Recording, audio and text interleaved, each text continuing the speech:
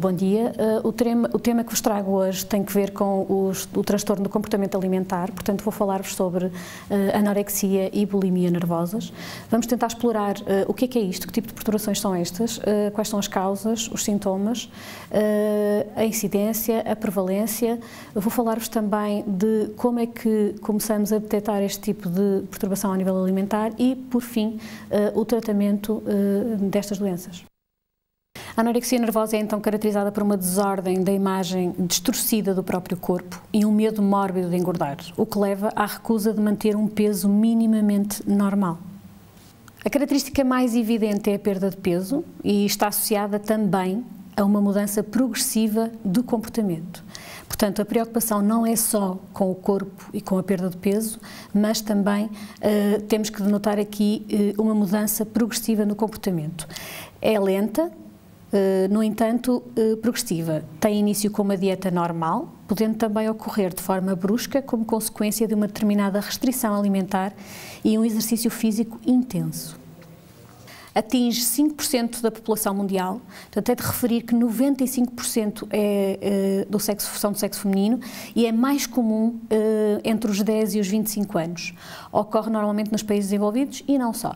No entanto, eu gostava de referir que esta questão dos 10 aos 25 tem que ver com o início da adolescência, onde a preocupação com o corpo começa de facto a ter a sua importância. Queria referir que a taxa de mortalidade mundial é de cerca de 5%. Em anorexia em tratamento e 30% em casos graves. Portanto, percebe-se que já há, de facto, necessidade de nos preocuparmos com este tipo de doença. Temos grupos de risco, de facto, que estão associados a pessoas mais fragilizadas, onde há uma rejeição social e familiar e uma preocupação excessiva com o corpo. Profissões também que acarretam muitas vezes este tipo de problemática, profissões como os modelos, atletas, bailarinas, onde de facto a preocupação com o corpo é bastante exacerbada e também pessoas perfeccionistas com a imagem corporal. Temos aqui como causas alterações hormonais, portanto, como estava a referir anteriormente no início da puberdade, uma má adaptação social, portanto, onde há uma dificuldade na inserção, muitas vezes, do próprio grupo. Há também, não podemos descurar, uma predisposição genética e também fatores psicológicos, como a vulnerabilidade da própria personalidade. A influência dos mass media também não pode ser descurada, onde, de facto, a televisão, revistas, internet dão também uma importância excessiva a esta questão da imagem corporal. Sinais e sintomas, de facto, devemos perceber quando a pessoa manifesta uma preocupação obsessiva com o peso, com a alimentação, com as calorias, com os alimentos, com as dietas e que passa aqui a ocupar um papel prioritário na vida da pessoa. Eu não queria deixar de referir que a preocupação com uma alimentação saudável não deve ser comparada a esta preocupação obsessiva. Uma coisa é nós preocupar-nos com o corpo, com aquilo que comemos e termos uma alimentação equilibrada. Outra questão é uma preocupação obsessiva, onde de facto todo o nosso pensamento fica centrado nesta questão da nossa imagem corporal. Manifestamente uma recusa na ingestão de certos alimentos, portanto, de referir novamente a imagem corporal distorcida, onde de facto a pessoa, mesmo estando emagrecida, continua a ver-se com um corpo gordo, ansiedade extrema e negação da fome, ou seja, há uma recusa a ingerir alimentos mesmo tendo fome. As complicações são de várias ordens, portanto, temos complicações ao nível cerebral, onde de facto não se consegue pensar com clareza, há um medo de ganhar peso, a tristeza, o mau humor, a irritabilidade, os lapsos de memória, os desmaios, as mudanças na própria química cerebral. E depois todo o resto, portanto ao nível dos cabelos, que ficam mais finos e quebradiços, o coração, onde se nota desde logo uma baixa de pressão sanguínea, arritmia, palpitação. Ao nível do sangue, portanto, nota-se também o aparecimento de anemia e outros desequilíbrios. Os músculos e ossos também há aqui um enfraquecimento muscular generalizado. Ao nível dos intestinos, prisão de ventre, inchaço. E ao nível hormonal, há amenorreia nas mulheres, portanto, onde há ausência de facto do período menstrual. E todos os problemas que estão associados. Ao nível da pele também, uma pele seca, amarelada. Portanto, como percebem, todo o esquema corporal fica alterado com a implementação deste tipo de complicações.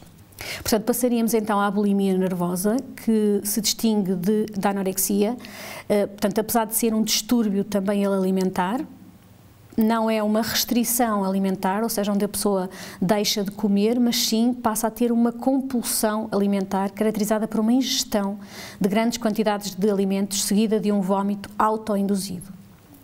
Existe então um sentimento de perda de controle. É de referir que é mais frequente do que a anorexia. Portanto, 90% dos doentes bulímicos são também do sexo feminino, já percebemos que este tipo de distúrbios de comportamento alimentar afetam sobretudo o sexo feminino. É mais comum entre os 17 e os 30 anos, portanto é de reconhecer que de facto há um início mais tardio da bulimia, porque não se refere só à questão da imagem corporal, mas também à situação de gerir o próprio stress, que começa numa fase mais tardia. 50% dos casos, portanto, são provenientes também eles de países mais desenvolvidos. A taxa de mortalidade aqui é de cerca de 10%. Temos como grupos de risco também adolescentes e jovens adultos obesos, ou com uma história de obesidade, e indivíduos aqui com alterações de comportamento, que se refere sobretudo à falta de controle no consumo dos alimentos, ou seja, a pessoa não controla a voracidade alimentar. Portanto, a causa do aparecimento deste tipo de doenças, portanto, quando esta doença está realmente instalada, as crises de voracidade alimentar têm uma relação direta com os sentimentos. Períodos de depressão e de angústia tornam-se um risco. Porquê? Porque há necessidade de compensar esse estado de perturbação emocional, especialmente se a pessoa estiver sozinha e tiver comida por perto.